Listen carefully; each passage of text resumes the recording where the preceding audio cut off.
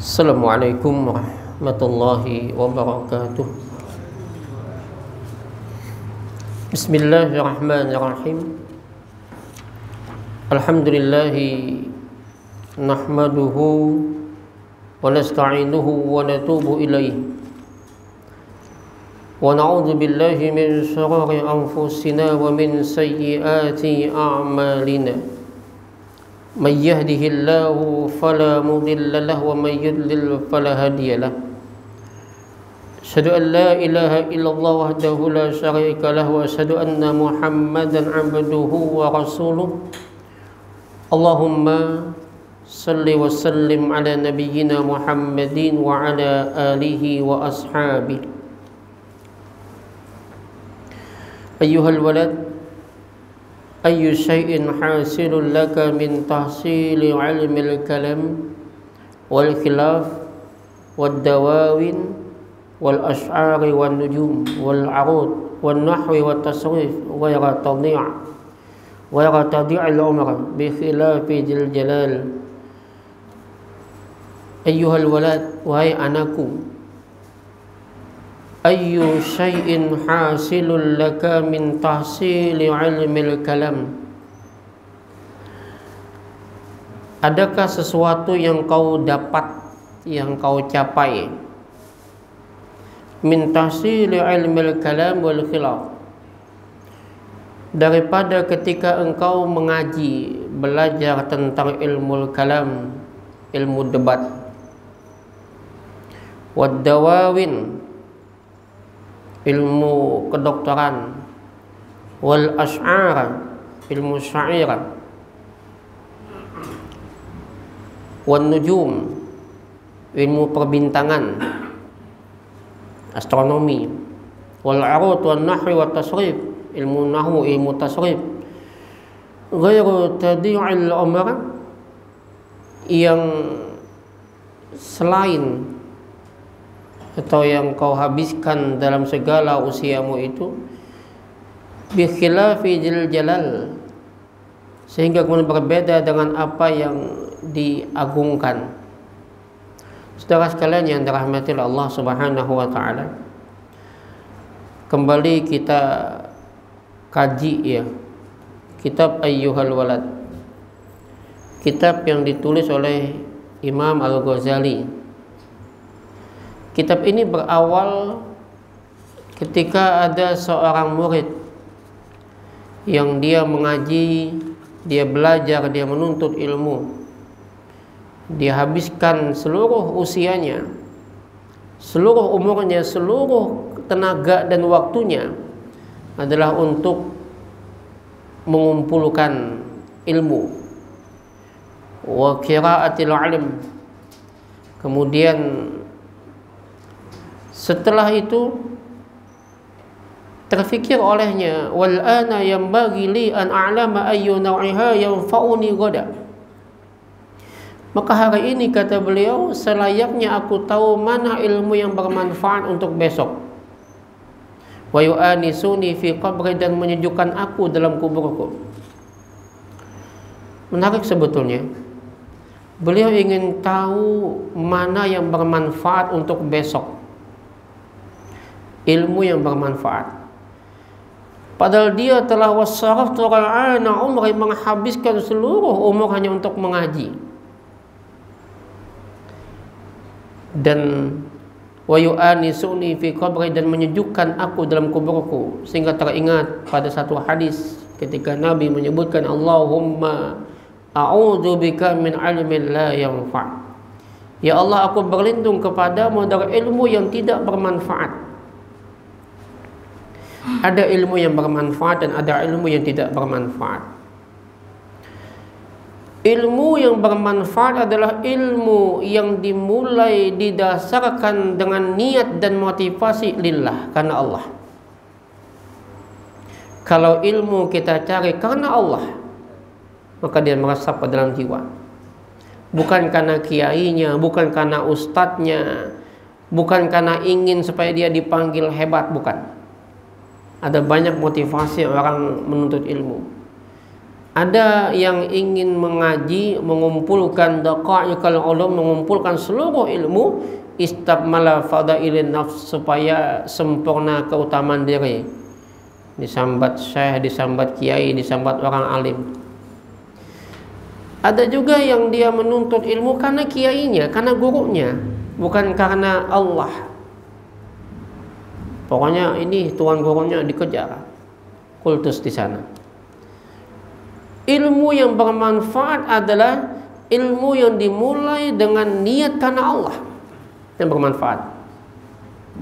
Nah, dari cerita ini kemudian sang murid tadi menulis sebuah surat dan dijawab oleh Al-Ghazali. Salah satu di antara lanjutan, karena kita masuk pada bab berikutnya, yaitu bab ma ja tata'allam, ya, apa yang kau dapatkan dari kau belajar. Ketika itu Al-Ghazali bertanya kepada sang murid kesayangan, ayyuhal walad, ayyu syai'in hasilul laka min tahsili ilmil kalam wal khilaf. Apa yang kau dapatkan sesuatu daripada kau belajar tentang ilmu kalam, ilmu debat, watib, ilmu kedokteran, wadawawin, ilmu bahasa, ilmu tentang kosakata, wal ash'ar, ilmu tentang syair, wan nujum, ilmu tentang bintang, astronomi, wal arut, wan nahwi, wat tasrif, ghairu tadi'il umur, sehingga kau habiskan, kau sia-siakan umurmu itu bi khilafi jalal, sehingga berbeda dengan keinginan yang maha agung. Saudara sekalian, apa yang kita dapatkan dari kita belajar? Apakah kemudian hanya ingin berdebat? Yang tentunya perdebatan itu tidak ada guna, tak ada hasil. Apakah kemudian dengan kita berdebat kemudian kita menghasilkan, istilahnya, ada yang menang, ada yang kalah? Ketika kita berdebat hanya untuk mendapatkan menang dan kalah, lalu yang kalah itu kemudian dia dipermalukan dan kita puas dengan kekalahan dia, sungguh tak ada guna ilmu itu. Ilmu tidak untuk diperdebatkan, tetapi ilmu itu hendaknya diamalkan. Al-Ghazali kemudian melanjutkan bahwa tatkala berbicara tentang ilmu, maka ilmu itu sejatinya tak berhenti hanya pada ilmu, tetapi ilmu itu hendaknya diamalkan. Ilmu itu diamalkan. Ada banyak alasan, ada banyak ayat yang berbicara tentang ilmu itu harus diamalkan. Meskipun banyak orang mengatakan bahwa kita bisa mendapatkan surga dengan rahmat Allah, tetapi tentunya diawali dengan amal dulu. Nah, ada banyak alasan, ada banyak dalil. Wa allaisa lil insan illa ma sa'a, faman kana yarju liqa'a rabbi falyamal amalan shalihan. Ayatnya ya. Barang siapa yang dia mengharapkan berjumpa Tuhannya, falyamal amalan shalihan, beramal amal yang saleh. Jazaa'an bima kanu yaksibun, balasan bagi mereka yang telah berusaha.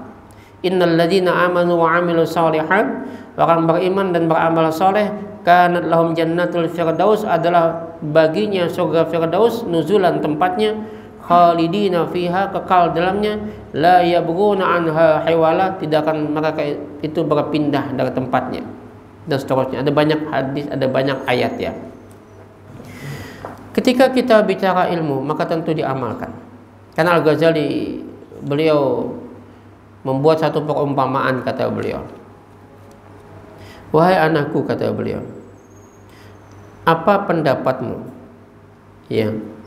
Lau kana ala rajulin fi bariyatin asyara asyafi hindiyah.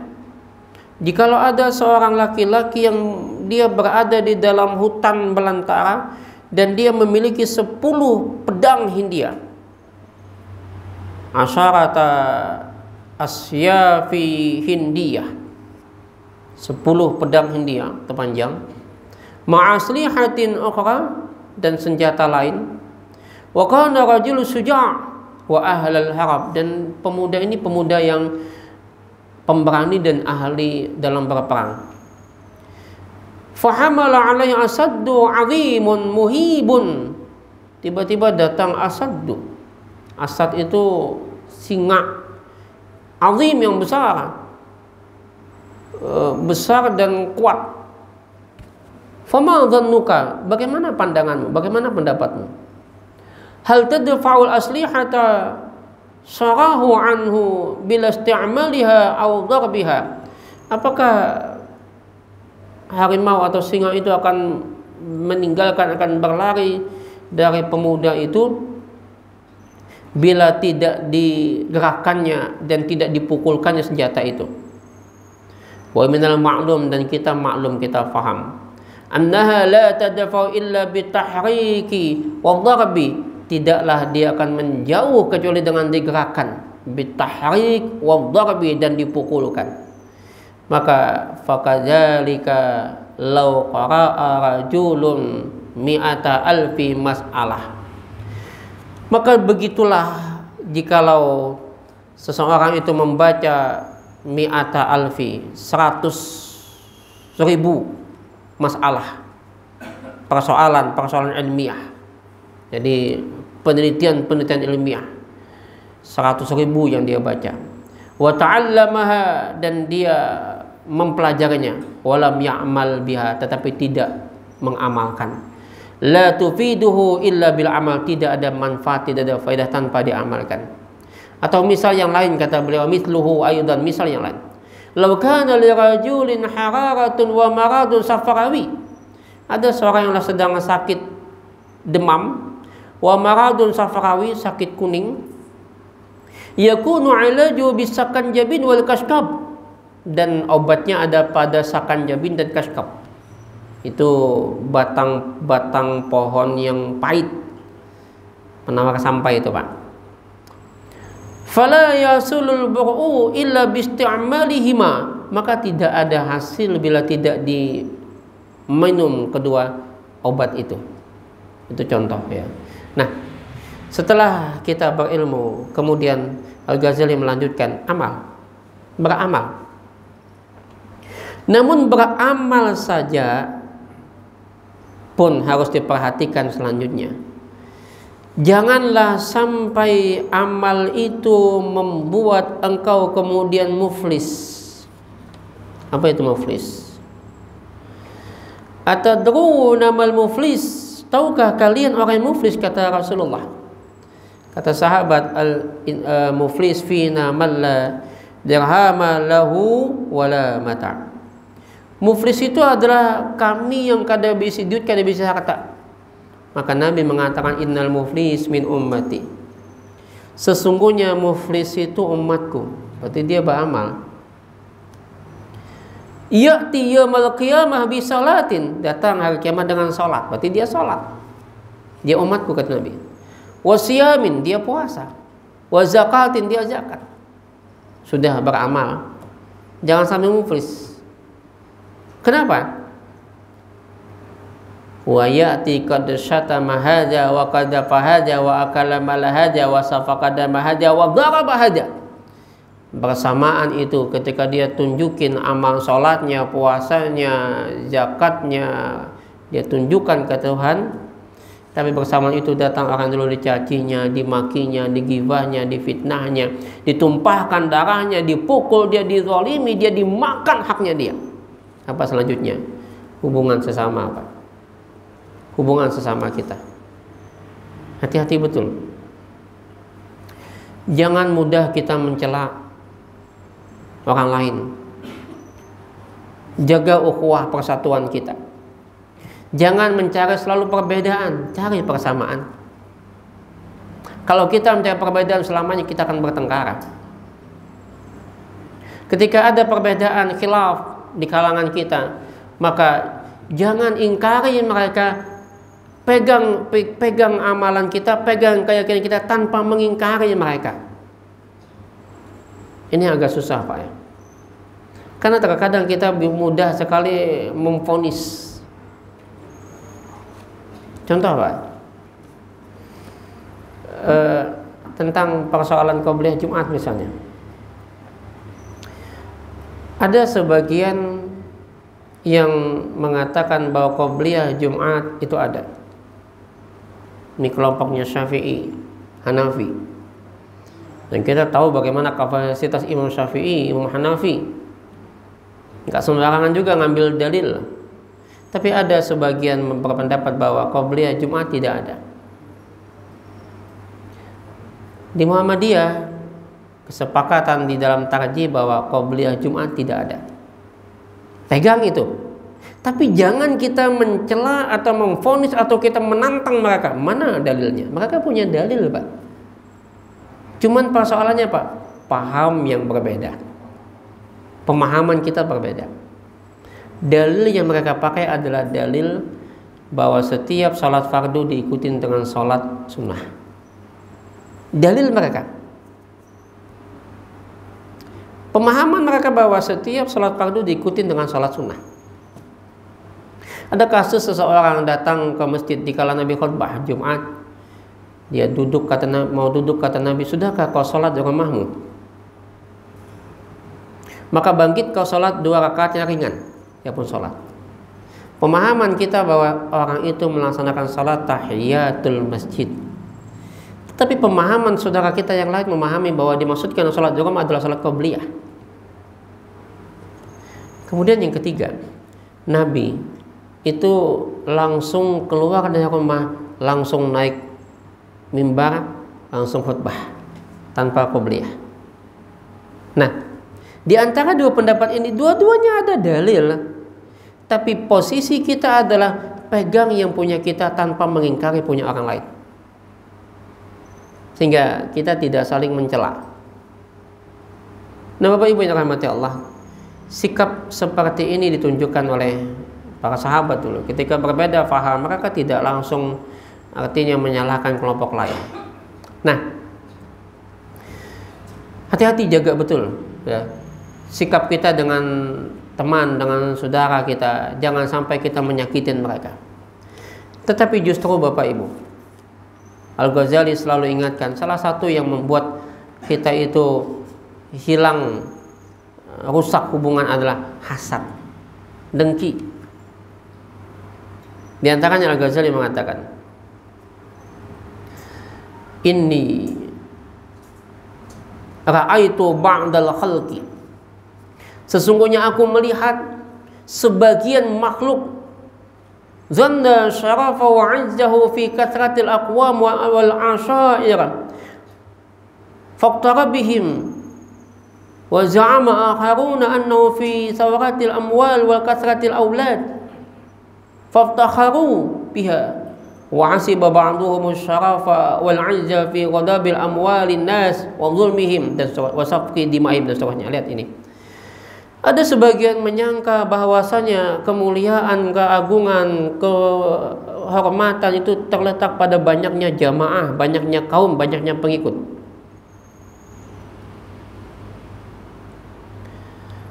Banyaknya jamaah, banyaknya kaum, banyaknya pengikut. Ya. Sebagian menganggap bila banyak jamaah, oh hebat, banyak pengikut hebat. Dan itu semua, kata Al-Ghazali,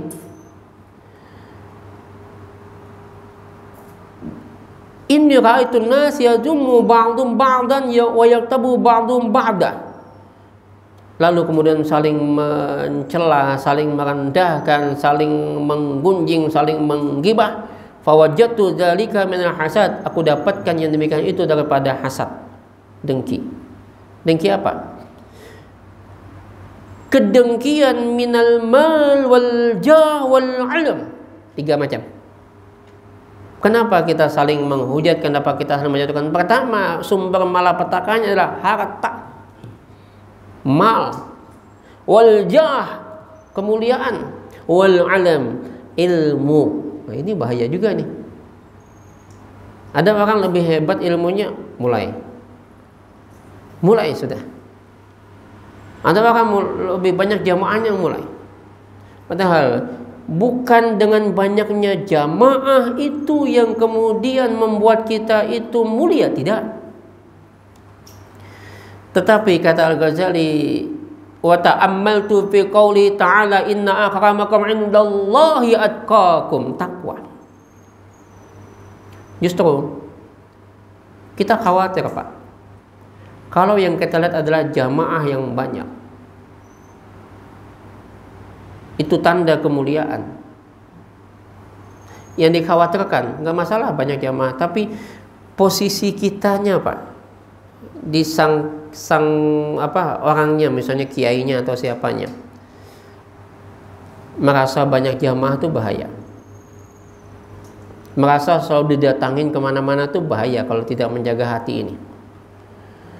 Abdullah bin Mas'ud sekelas beliau, sahabat Nabi, Imam Al-Quran, sebegitu khawatirnya ketika melihat jamaah yang membludak, dan mestinya seperti beliau. Ketika itu beliau mengatakan, ayyuhan nas, wahai manusia, wahai saudaraku sekalian, lau ta'lamuna dunubi, Ikam datang ke sini bukan karena aku dulu. Jangan lihat akunya. Kenapa? Kalaulah kalian tahu dosaku, aibku, cacatku, celakku, ma wati'a aqabi isnan, kadeda nang menyasahiku, mendatangiku di belakang oleh berdua. Kan bisa gitu loh, ini jadwalnya ustadz ini kiai ini dikejar. Gak ada, kata beliau. Karena aku banyak dosa. Wala hasaitumul turab ala ra'si, dan kalian lemparkan tanah ke kepalaku. Wala hasaitumul turab, kalian ambil tanah kemudian kalian lemparkan ala ra'si, ke kepalaku.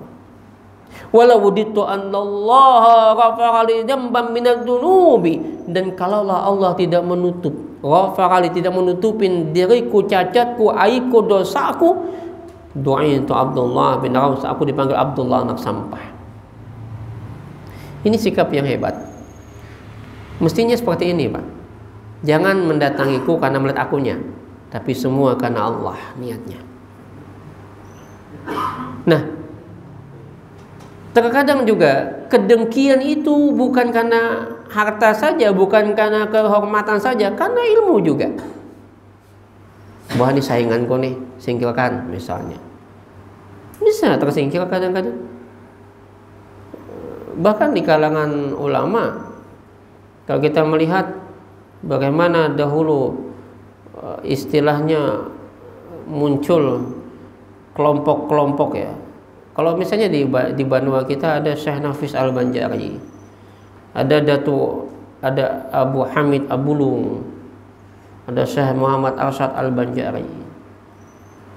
Ada apa seperti balik itu semua? Jangan-jangan karena persaingan politik juga. Ini menjadi ini ya. Di kalangan hari ini juga ada sosok yang misalnya dia mulai timbul, ditenggelamkan karena takut tersaingi, hasad, ya. Nah, maka itulah kemudian orang yang nuntut ilmu itu, mereka itu sebetulnya mulia. Bahkan Allah angkat derajat. Di mana letak derajat diangkat? Ketika mereka itu nuntut ilmu dengan adab. Kalau kita baca di ayat yang tadi ulun baca, yarfa'illahu alladhina amanu minkum walladzina utul 'ilma darajat. Allah mengangkat derajat orang yang berilmu dan beriman. Ayat ini sebetulnya bukan bicara ilmu, Pak. Kalau kita baca utuh lengkap, ya ayyuhalladzina amanu, hai orang yang beriman, idza qila lakum tafassahu fil majalis, berlapang-lapang, ketika dikatakan kepada kalian lapangkanlah oleh kalian di majlis, berlapang-lapanglah di majlis. Fafsahu, maka Allah akan lapangkan. Maka lapangkanlah. Yafsahillahu lakum, maka niscaya Allah lapangkan kalian. Apa makna lapang? Yang lapang itu bukan tempat, tapi dada, hati. Apa bukti bahwa bukan tempat yang lapang? Buya Hamka mengilustrasikan begini ketika menafsirkan ini ayat. Taruhlah kita naik taksi, Pak. Di taksi itu kita duduk berdua, mestinya kau bertiga. Tapi ketika ada orang datang naik ke atas, kita biarkan dia berdiri tanpa kita minta, kita berikan tempat dia. Tapi ketika datang di sana, kita, keluarga kita, teman kita, kenalan kita langsung berikan tempat untuk dia. Yang lapang itu sebetulnya bukan tempat, hati. Termasuk ketika kita berbeda pandangan, berbeda paham, maka lapangkan dada kita untuk tetap menyambut, menerima mereka sebagai saudara kita tanpa menghujat dan mencela mereka. Inilah sikapnya Ki Haji Ahmad Dahlan, Syekh Sorakati, gurunya Ki Haji Ahmad Dahlan itu Syekh Sorakati. Kemudian sikapnya Buya Hamka, tak pernah mereka mencela, Pak. Tidak mau Ki Haji Ahmad Dahlan itu menghujat. Kalau beliau itu menghujat, mencela, Jogja, Pak, itu budayanya luar biasa, susah. Rasul tidak pernah juga mencela berhala. Cari ayat di mana Nabi pernah mencela berhala? Enggak pernah. Kita berani-berani mencela agama orang lain. Tak usah kita mencela agama mereka. Dan tak ada hasil, bahkan Allah murka dengan kita mencela agama orang lain. Wala tasubbul ladzina yad'una min dunillah. Kalau agama orang lain saja tidak boleh kita cela, apalagi sesama penyembah Allah, sesama muslim hanya karena berbeda paham dan pendapat. Segampang itukah kita membid'ahkan, kemudian memusyrikkan, kemudian mengkafirkan, kemudian memasukkan neraka bagi mereka? Tidak segampang itu. Sama-sama muslim. Nabi nggak pernah mencela ya. Tapi yang ada apa? Nabi mengajak. Innama ana basara yuha ilayya annama ilahukum ilahu wahid, kata Nabi. Aku ini manusia biasa, tetapi aku diberikan wahyu bahwa innama ilahukum, bahwa saya Tuhan yang satu adalah Tuhan kalian, ada Tuhan yang satu. Lihat, Nabi mengajak, tapi Nabi tidak mencela berhala mereka. Maka tak pas kita mencela orang lain hanya karena beda paham. Nah, ayat ini sebetulnya bicara tentang salah satu sahabat Ahlul Badar yang tua dan dia pendengarannya kurang bagus. Dan kebiasaan Nabi itu mendahulukan kelompok yang punya jasa dalam dakwah Islam. Siapa yang punya jasa? Ahlul Badar. Sehingga Nabi itu kalau sholat pun di belakang Nabi tentu Abu Bakar, Umar, Utsman, Ali, sahabat yang 10, kemudian sahabat Ahlul Badar dan seterusnya. Maka ketika itu si sahabat yang tua Ahlul Badar ini, Pak, nggak dengar kan kajian Nabi, pengen maju, tapi nggak bisa. Kenapa? Banyak. Maka Nabi perintahkan berdiri. Wa idza qila suju fansuju, dan kalau diperintahkan kepada kamu berdiri, maka berdirilah. Berikan luang, tempat bagi si orang tua tadi masuk ke dalam, ke depan. Yang muncul malah ada suara gemuruh, suara-suara yang mengatakan Nabi tidak adil karena mendahulukan si Dindat. Ini datang berduduk, kenapa di muka? Padahal Nabi melihatnya orang tua dan di Ahlul Badar. Maka Allah mengatakan, yarfa'illahu alladhina amanu. Allah mengangkat derajat orang yang beriman. Walladzina utul ilma darajat, dan orang yang utul ilma menuntut ilmu didasari dengan kelapangan kita. Hari ini mungkin kita berpegangan pendapat ini, besok bisa berubah, Pak. Kenapa?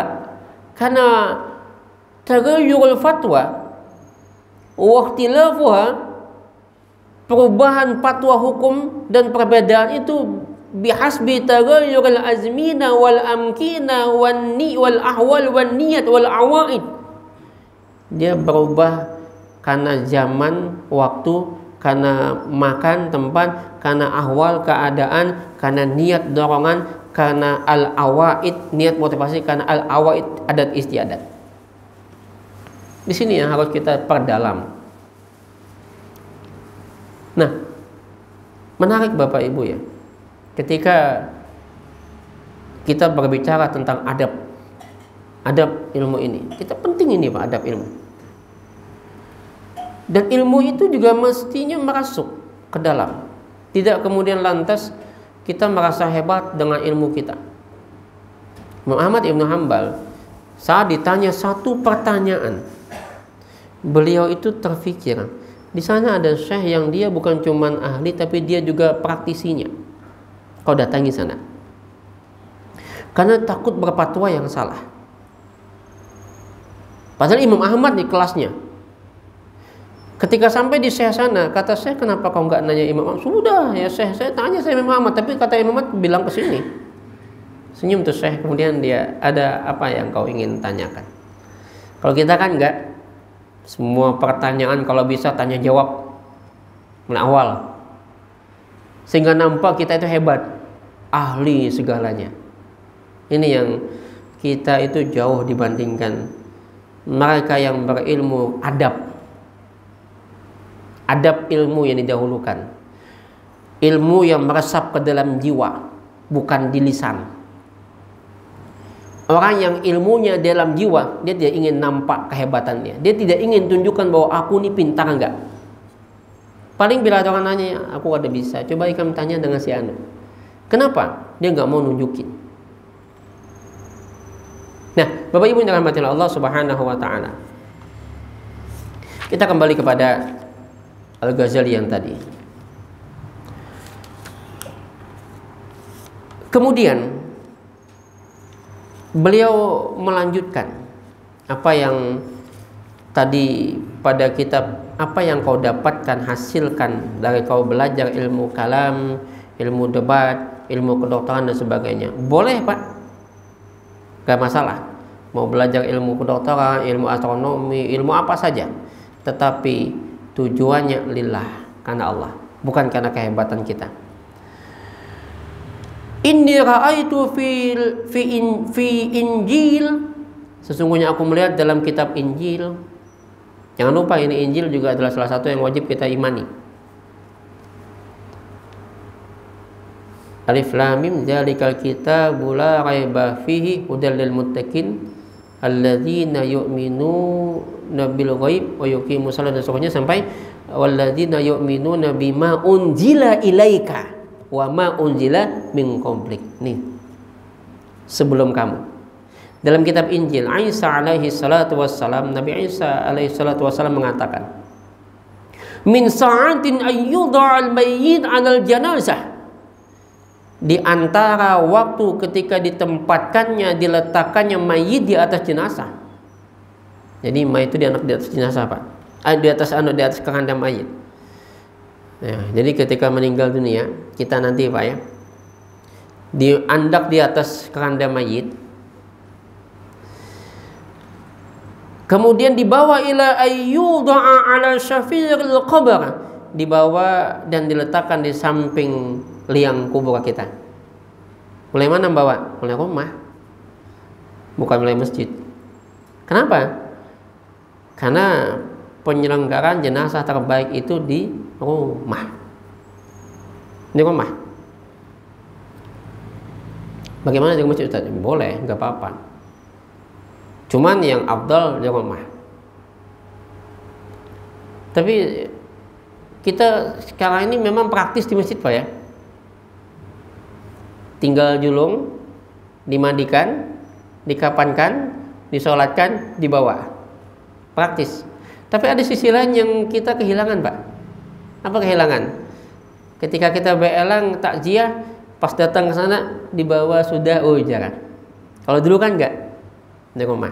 Satu. Yang kedua, ada keafdalan yang memandikan mayit itu mestinya adalah pasangannya dan anak-anaknya. Sekarang kan diserahkan begitu aja. Ya nggak masalah sih, tapi kehilangan suasana seperti itu. Kemudian kita seolah tidak mau belajar cara memandikan mayit jadinya.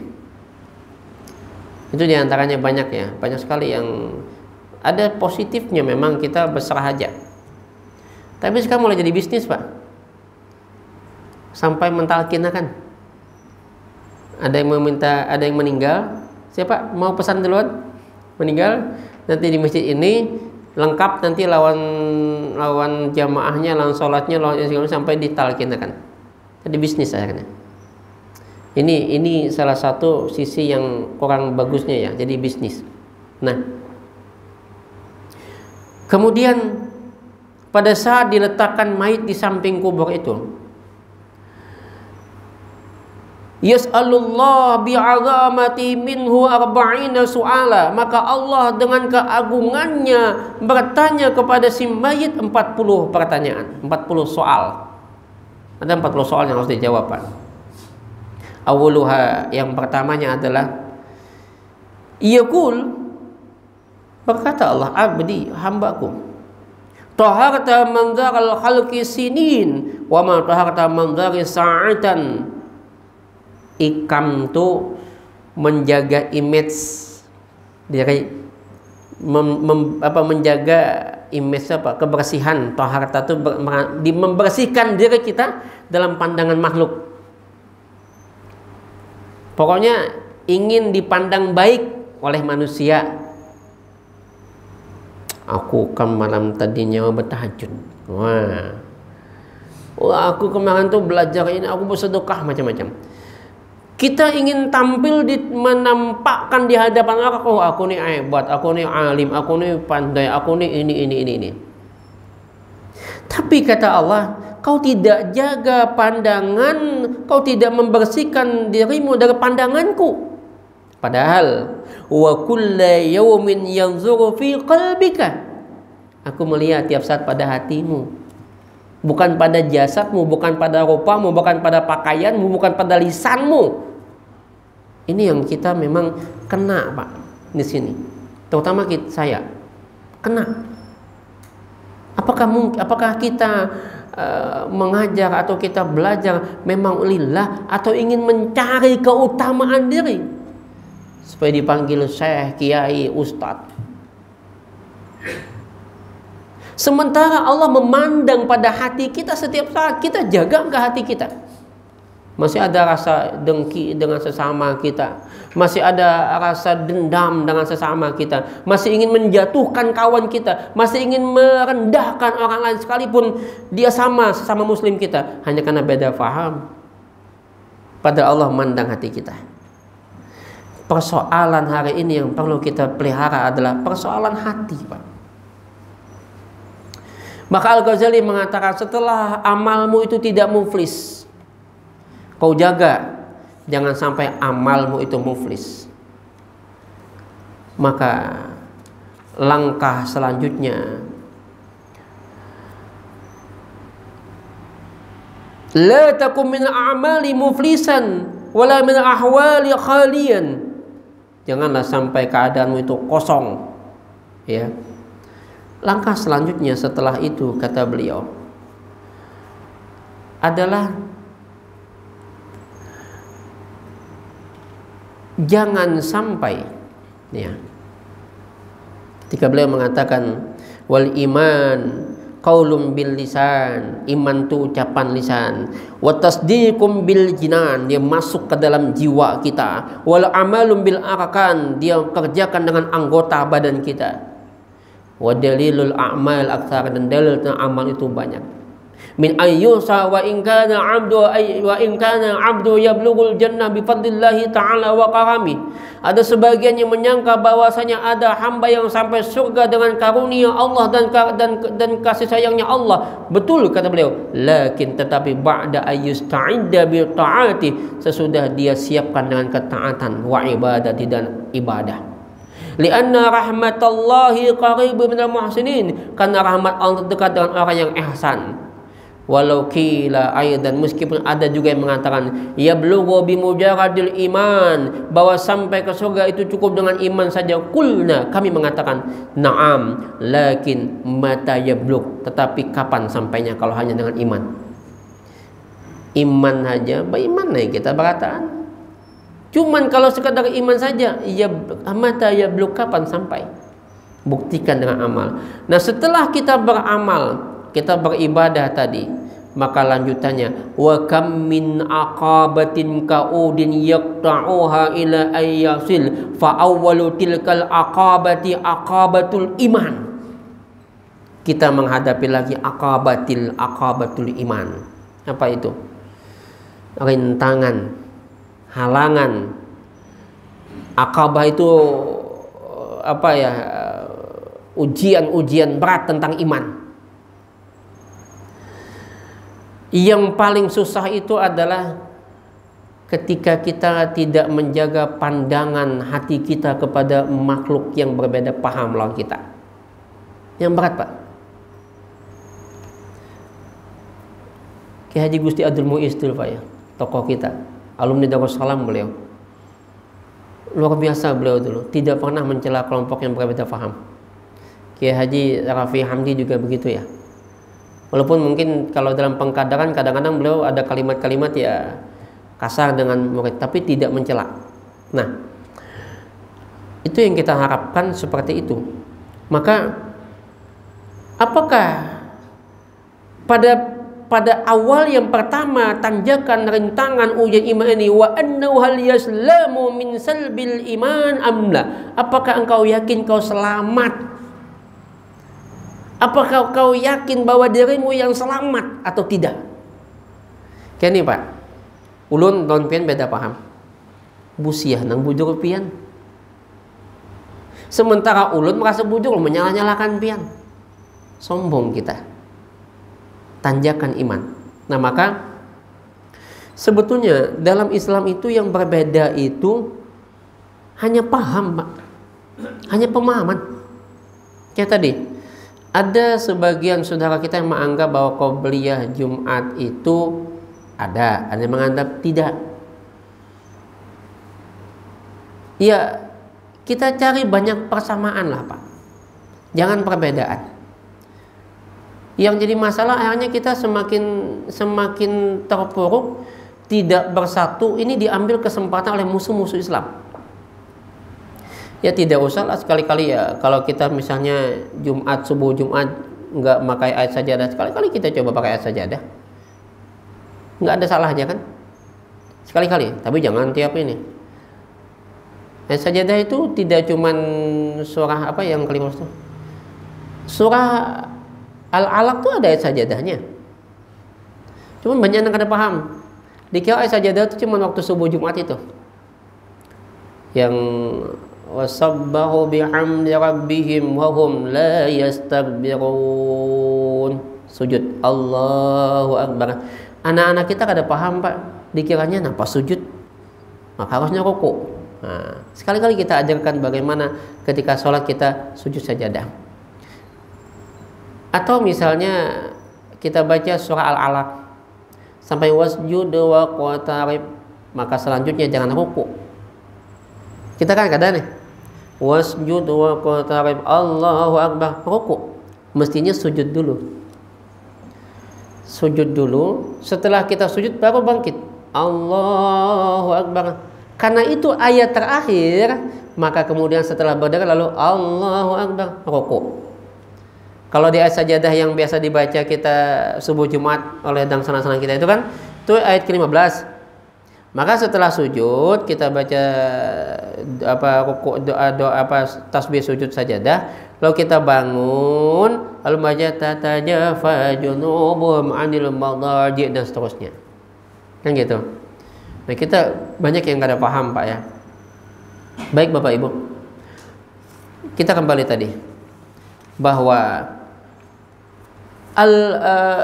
Allah menanyakan ada 40 ya. Ada 40 soal, ada 40 pertanyaan. Dan salah satu di antara pertanyaan pertama adalah, wahai hambaku, kenapa engkau jaga pandangan makhluk kepadamu, tapi kau tidak menjaga pandanganku kepadamu? Sedangkan setiap saat, kata Allah, wa kulla yaumin yanzuru fi qalbik, setiap saat aku melihat pada hatimu. Jangan minta nilai lawan manusia. Jangan minta puji lawan manusia. Kenapa? Yaqul, Allah mengatakan ma tasna'u li ghairi. Apa yang kau kerjakan, kau perbuat hanya untuk kepada yang selain aku. Wa anta mahfufun bi khairi. Padahal engkau diliputi oleh kebaikan-kebaikanku. Lihat. Kita minta puji lawan manusia. Padahal yang berbuat kebaikan untuk kita Allah. Nggak usah ngali, Pak. Ini mun HP berbunyi lakas menyambut. Menyasah. Mun ajan hadang dulu, hajar ajan. Kalau bos yang mengiau, usai ini lakas datang. Nya bos menjelungi menggaji. Ya Allah, nang mau padahal ada bos juga. Negara juga yang menggaji. Nih, rakyat kan yang menggaji. Buan pian, Pak. Makanya PNS itu nggak boleh kasar dengan masyarakat. Nggak boleh. Kenapa? Tidak boleh kasar, harus santun. Kenapa? Mereka nggak paham. Sekasar apapun masyarakat jangan diladeni. Itu perintah menteri kami, Menteri Agama perintahkan bahwa pelayanan prima, bagaimanapun masyarakat, kita tidak boleh melayani mereka dengan kasar. Itu harus dilaksanakan. Kenapa? Kita gaji oleh mereka. Jadi yang menggaji kami PNS itu dari pajak bebuan pian. Maka jangan macam-macam kan gitu ya. Jangan macam-macam dengan kami. Nah, ini kalau atasan mengiau lakas datang, mun sudah Tuhan mengiau lambat datang. Nah, ini salah satu contoh. Baik karena ajan, maka Allah melanjutkan di ujung. Ama anta asamu la tasma'. Apakah engkau itu tuli dan tidak mendengar?